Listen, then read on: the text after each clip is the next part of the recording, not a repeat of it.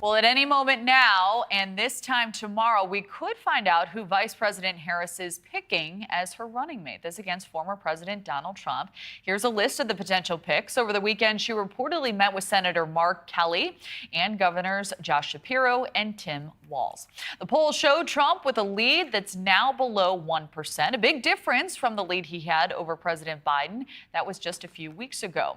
To discuss where the race stands, we are joined by our panel of undecided voters: Democrat Rhonda Fulgenetti, Republican Mitch Robson, and Independent Daryll Triplett. Wonderful to have you all. Thank you for being here. Daryll, I'd like to start with you. In your view, which potential VP pick would add the most momentum, do you think, to the Harris ticket? Who would earn your vote? You know, at this point, on the Harris ticket, you know, with the things that's been going on, her campaign to me looks like a bunch of buffoons, and I'm very serious when I say that. Well, when you're talking about Kamala's staff and the Democratic Party, even with the pick with her, to me as a citizen, it just seems to be a very lazy pick, like low-hanging fruit. And, you know, that's why a lot of people are, in my opinion, are leaving the Democratic Party and exploring other things. And, you know, at this point, you know, with me, I mean, they could have picked, you know, anybody for a presidential candidate. They could have picked Miss Rachel with a running mate of Dorothy the dinosaur from the Wiggles, for all I care. At this point, like I said, the way that they did with the whole Megan Thee Stallion thing coming out on the campaign trail, and just the whole buffoonery stuff with that. And I'm not saying that the entertainers are doing their jobs, okay? It's the pick of her campaign staff, which allowed all this to go on, is a clear picture to me that, hey, you're missing a boat if you're trying to appeal to the Black vote. You're missing a boat. That is not the way to do it. And, you know, I think it's dehumanizing to women. I think it's dehumanizing to people of color that her campaign picked that there. And, you know, I'm just very, very, very disappointed with her, just the way that she came out with the whole thing. So right now with Kamala Harris, you know, I am just not feeling this here. I mean, it's just you know, if I was her, I would fire my whole campaign staff and start all over. And we need a president that's going to address the serious issues of the country today and really address our concerns. Daryll, what was the move that made you feel the most that way as you watched her campaign unfold, as you watched some of these announcements? Was there a single moment where something went off in your head and you said, enough's enough? The booty clapping from Megan Thee Stallion, you know, and it was just the rappers that was on there, that, you know, and I think that, yes, that is their job to do that. And I'm not upset with Megan Thee Stallion. I'm not upset with any of the rappers.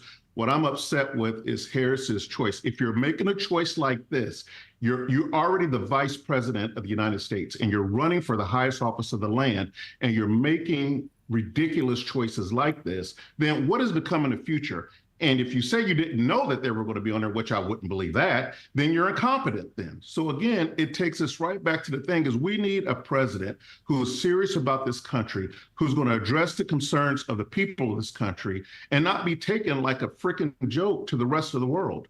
All right, Daryll, thank you for that. Rhonda, I'll turn to you next. So I'm curious, do you think there is a VP pick that may work to counteract some of that messaging? Who do you believe would be the strongest pick and may work to earn your vote? Hi, good morning, Kelly. How are you? Hi, gentlemen. I really am hoping and rooting that tomorrow in Philadelphia we have Josh Shapiro, the governor of Pennsylvania, on the ticket. I unfortunately disagree with our co-panelists here. I don't think anybody's doing anything buffoonery. I really think that at this point in time, both sides are trying to do the best they can to put their best foot forward. And the question is, do you like what they're presenting, right? And I think on the Democratic side, I think if Kelly gets picked, I mean, these aren't like little candidates. These aren't small people. You know, Kelly is literally an American hero and has done so much for this country with him and his wife. It's actually offensive to hear that that pick would not be a good pick for this country.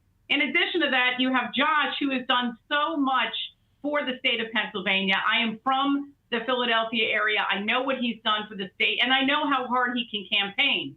So I really believe that either one of those choices in my book would propel the Harris campaign to where they need to go, and we could address the issues we wanted to address.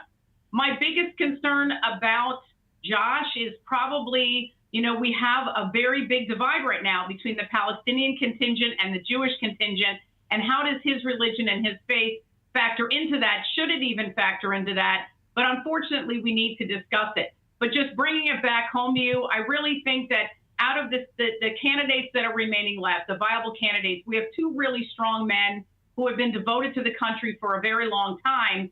And you contrast that with J.D. Vance, who is calling women who can have children or women who choose to not have children cat ladies. I think if there's buffoonery going on, it's on the other side right now. And as an undecided voter, it's very, very hard to weed through how both sides can't get this right.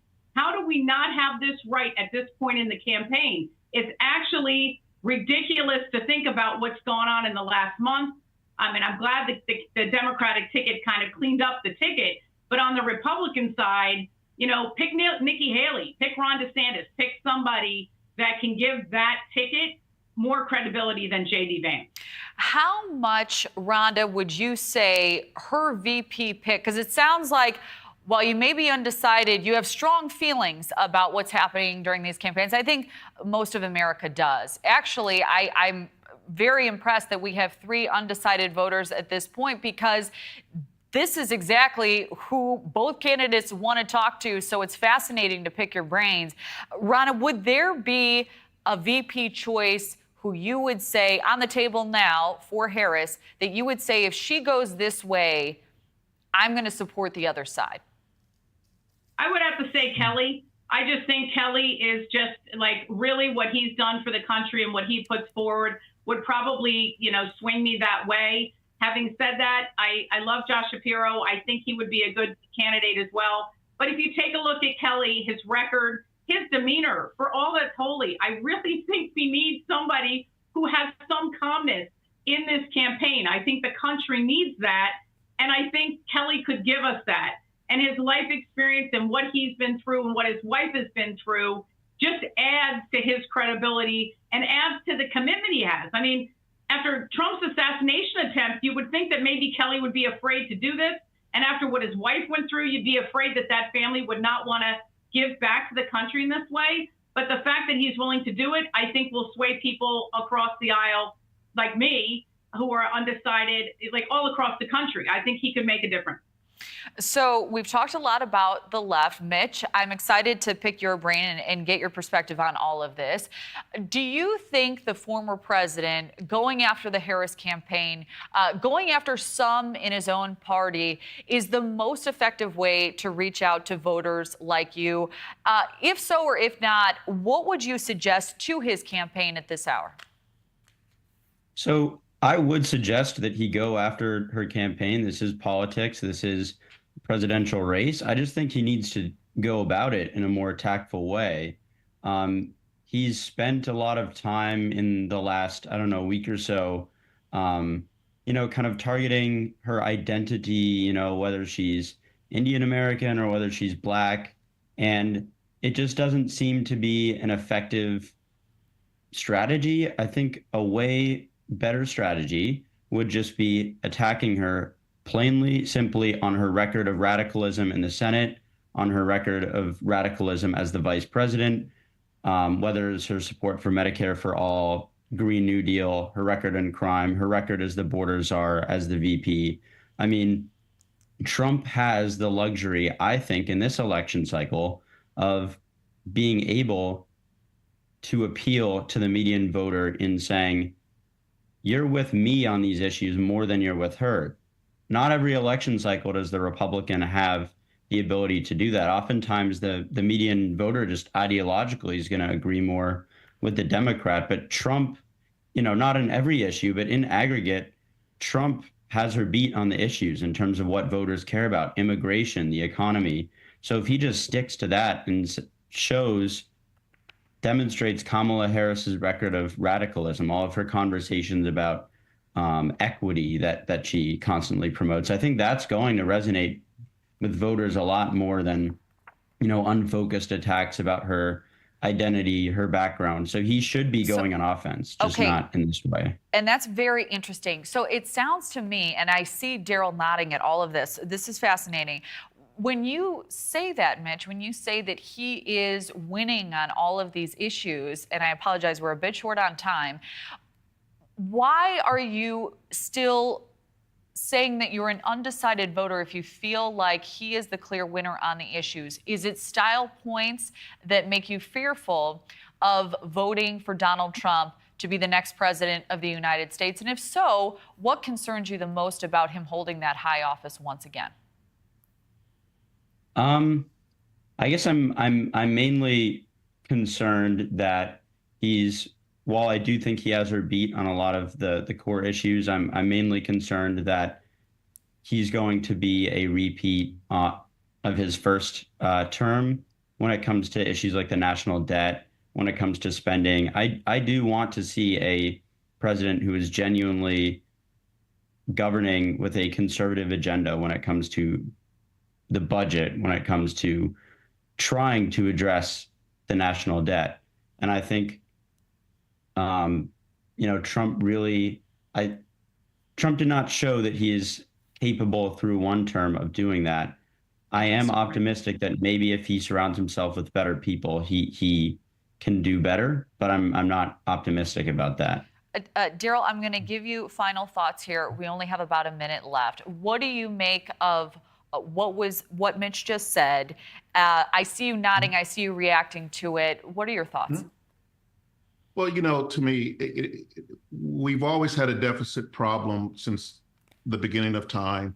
I don't know if Kamala is Monday through Wednesday she's Indian or Thursday through Sunday she's Black. I don't care anything like that. What I care about is the person who is our commander in chief, looking out for the United States of America, looking out for the little man and being fair and equal across the board. And I do not think that, and I'm sorry, I have to be honest, I do not think Kamala Harris is it. I think that the Democratic Party looked at it and said, oh, there's a Black woman.